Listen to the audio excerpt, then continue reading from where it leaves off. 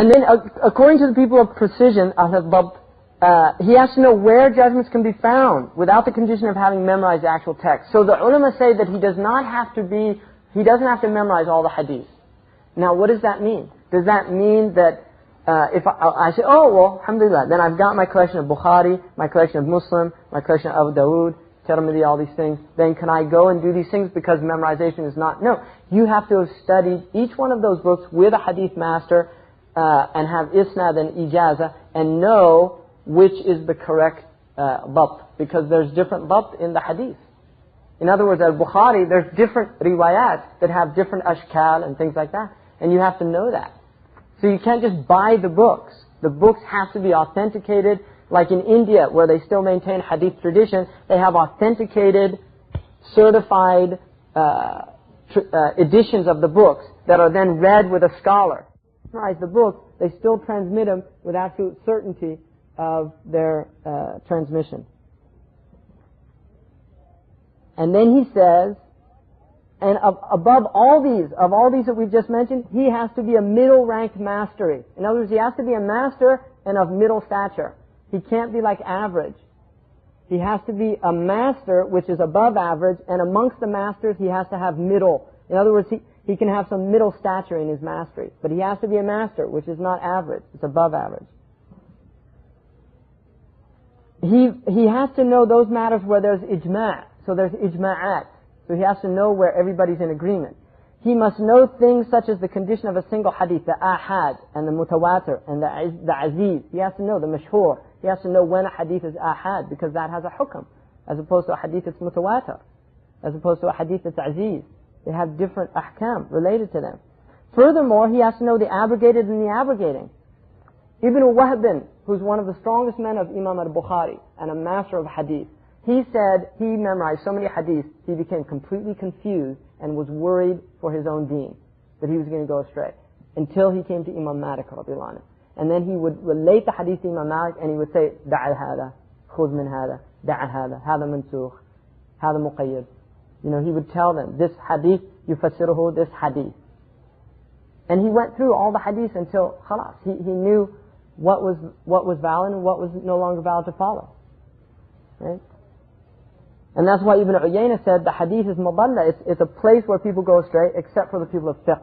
They're the people. Even al-Bukhari was not a faqih. There's some debate about that. He generally follows the tabweeb of the fuqaha, but he's not considered a faqih. He was not a mujtahid.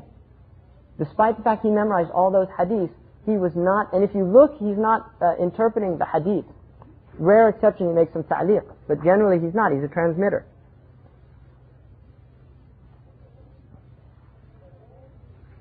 And then he has to know also under the conditions which the verses were revealed or the hadith. So there's what's called asbab al-nuzul and asbab al-wurud. Asbab al-nuzul relates to the ayat. He has to know what the circumstances were when the ayats were revealed. Asbab al-wurud means he has to know what the circumstances in the hadith.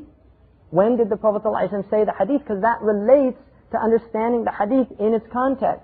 And you'll be amazed when you see, because many of the hadiths don't have the asbab al-wurud in them. When you read books that have the science of asbab al-wurud, suddenly the hadith makes sense in a way that it didn't make sense before. Guarantee you. And it's just extraordinary to see that.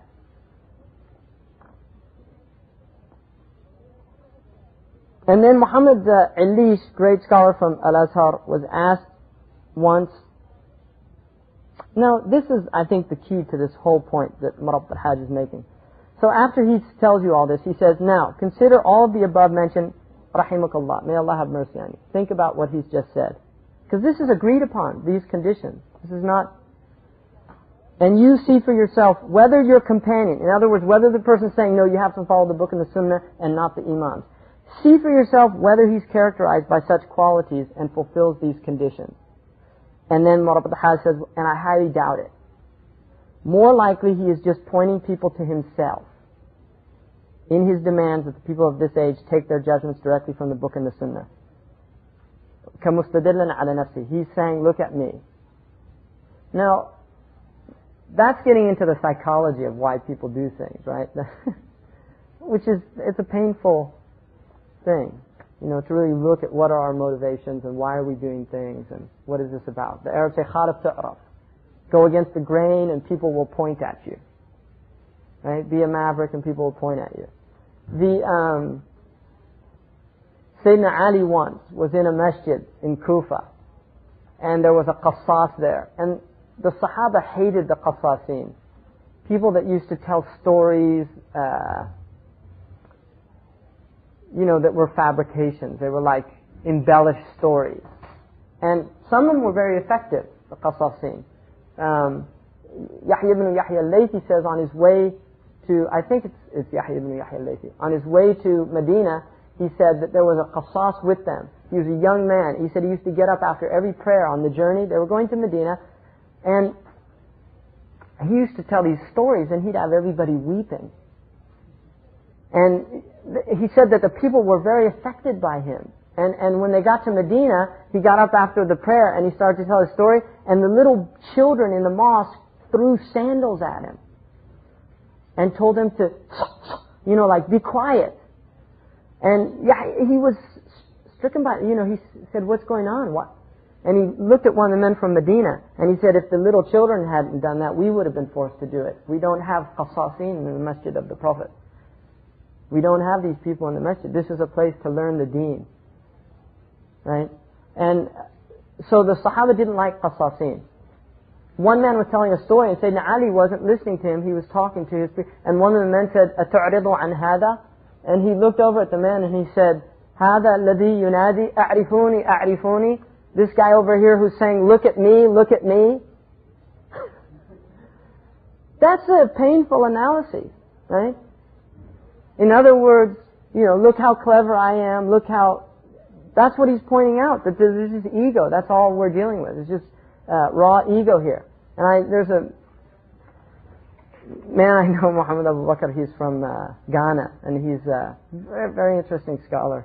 But he told me once, I was at this conference, and he said, for me it's painful to see so many people that are just really just displaying their pathology in public arenas.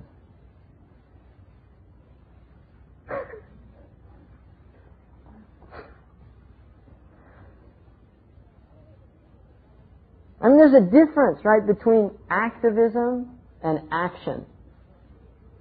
Right? There's a big difference between the two.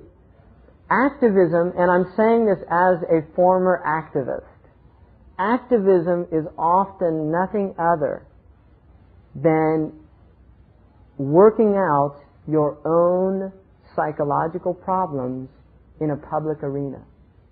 So if you're angry, you begin to justify your anger by using objects of your anger which are justifiably objects of anger. But the reason that you're attacking them is not because you're really indignant about those things. The reason you're attacking them is because you're angry as an individual, and you want to justify your anger, so you direct it at objects of anger. I mean, this is what they call sublimation, right?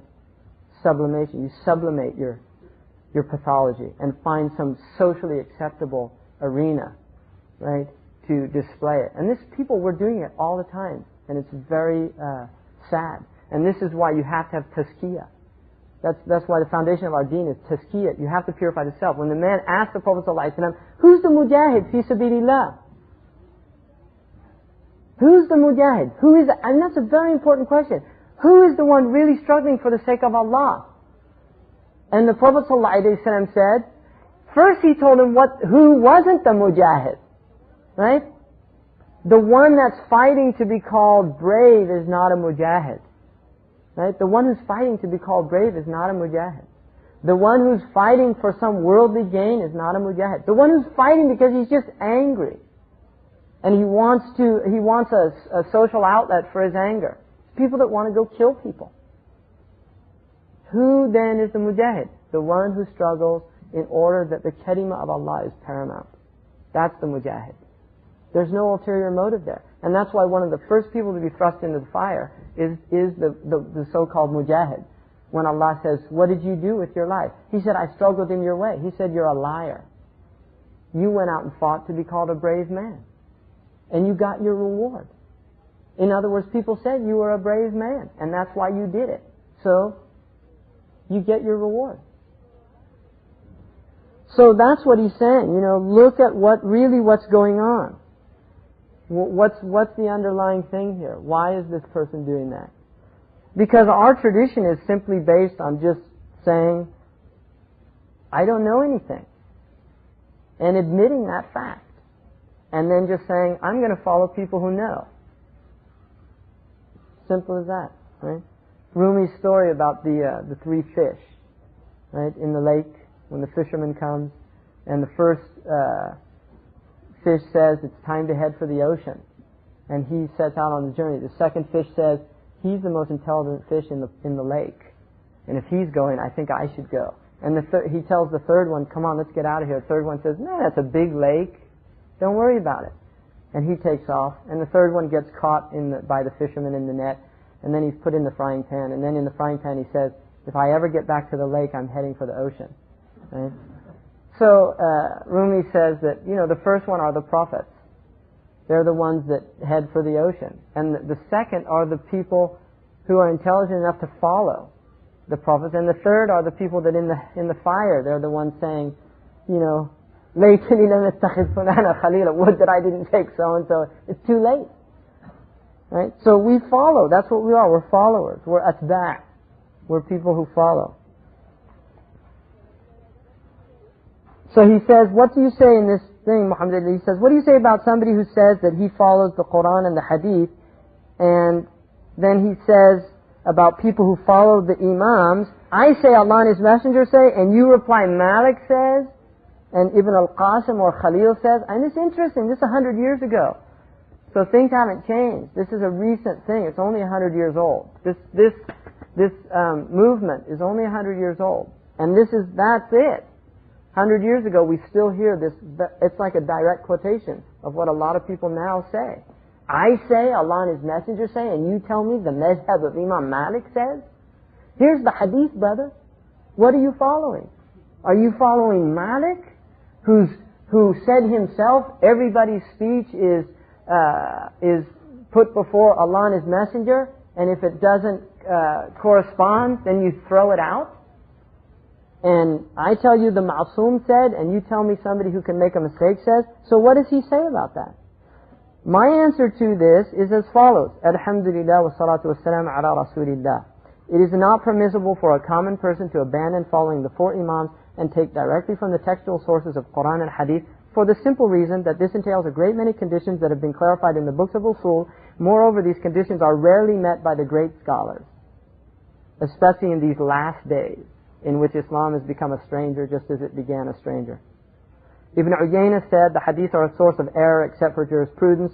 What he means is that people other than the scholars might interpret a tradition based on an apparent meaning, and yet the hadith may have another interpretation based on some other hadith that clarifies the meaning, or some proof that remains hidden.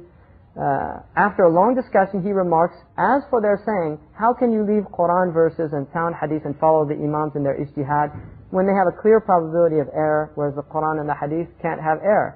His answer to them is as follows. Surely the following of our rightly guided Imams is not abandoning the Quranic verses or the sound Hadith. It is the very essence of adhering to them and taking our judgments from them. This is because the Quran has not come down to us except by the means of these very Imams, who are more worthy of following by virtue of being more knowledgeable than us in the sciences of abrogating and abrogated, absolute, conditional, equivocal, and clarifying the probabilistic and plain, the circumstances surrounding their revelations and their various meanings, as well as their possible interpretations, various linguistics and philological considerations, not to mention the various other ancillary sciences involved in understanding the Quran needed. Also, they took all that from the students of the companions, who received their instruction from the companions themselves, who received their instructions from the lawgiver himself, may Allah grant him peace and safety, divinely protected from every mistake, who bore witness that the first three generations of Muslims would be ones of virtue and righteousness. Furthermore, the prophetic traditions have also reached us through their means, given that they were also more knowledgeable than those who came after them concerning the rigorously authenticated sahih, the well authenticated hasan, the weak da'if, and as well as the marfu', the mursal, the mutawatir, the ahad, the mu'dal, and the gharib transmissions. Thus, as far as this little band of men is concerned, there is only one of two possibilities. Either they are attributing ignorance to those imams whose knowledge is considered by consensus to have reached what is humanly possible of perfection and is witnessed in several generations by the truthful lawgiver, upon whom prayers and peace, or they are actually attributing misguidance and lack of deen to the imams who are all from the best generations by the testimony of the magnificent messenger himself. Surely it is not the eyes that are blind, but the hearts in the breast that go blind. As for their saying to the one who imitates Malik, we say to you Allah says, and you say Malik says, or Ibn Qasim or Khalil, what that means is Malik says based on his deep understanding of the word of Allah or the words of the messenger, or of those firmly adhering to the actions of the companions or of the tabi'een who clearly understood the word of Allah and the meaning of the followers. As for the one who leaves their leadership and says Allah said and His Messenger said, he has relied solely on his own understanding despite the fact that he is incapable of having any precision in the verses and the hadith that he quotes, since he is unable even to provide chains of transmission with any authority, let alone that he lacks knowledge concerning the abrogated and the abrogated, the absolute and the conditional, the ambiguous and the clarifying, the apparent and the textual, the general and the specific, the dimensions of the Arabic, the cause of the revelation, the various linguistic considerations, and other various ancillary sciences needed. So consider for yourself which is preferable, the word of a follower who simply quotes the understanding of Malik and Imam by consensus, or the word of an ignoramus who said Allah said and His Messenger said, but it is not the sight that goes blind, but rather the hearts and the breast. Furthermore, know that the origin of this deviation is from the Zahiriyah who appeared in Andalusia, and whose power waxed for a period until Allah obliterated all traces of them, until this little band of men set about to revive their beliefs. Imam al-Barzuli said, the first one who ever attacked the Mudawwana, he's using Maliki sources because he's a Maliki in a Maliki country. But we could use the same, say Imam Shafi, Imam Ahmed, Imam Abu Hanifa, the same. But he's writing to primarily Malikis, that's why he's using that.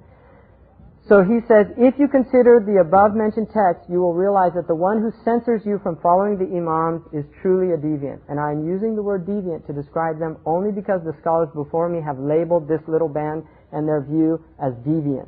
Moreover, you should know that those who condemn your adherence to the imams have been fully refuted by Muhammad al-Khadir bin Mayaba with the most piercing of refutations, and he himself called them in his book, The People of Deviation and Heterodoxy. He called his book Refuting the People of Deviation and Heterodoxy who attack the following of the imams of independent reasoning. And I used to have a copy, but I no longer do. So my brother, I seriously warn you from following the madhab of these people, and even from sitting in their company unless there is an absolute necessity, and certainly from listening to anything they have to say, because the scholars have declared their ideas deviant. Ibn al-Hajj says in his book, Al-Madkhal, Umar ibn Abd al-Aziz said, never give one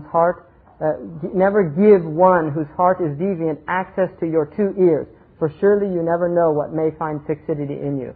I ask Allah to make you and me from those who listen to matters and follow the best of them. So that's his fatwa about that issue.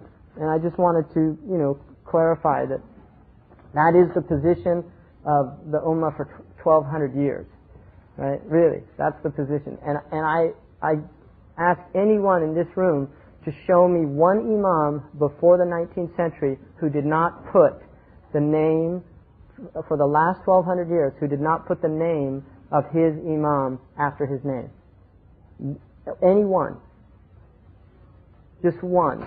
An imam in which there's consensus about him who did not say Ibn Hajar al-Asqalani al-Shafi'i, Qadi Iyad al-Maliki, Imam al-Tahawi al-Hanafi, Imam al-Jassas al-Hanafi.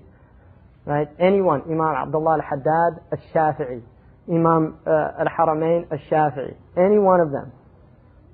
Ibn Taymiyyah al-Hanbali, Imam al-Zahabi al-Hanbali, Ibn Kathir al-Hanbali, Ibn Rajab al-Hanbali.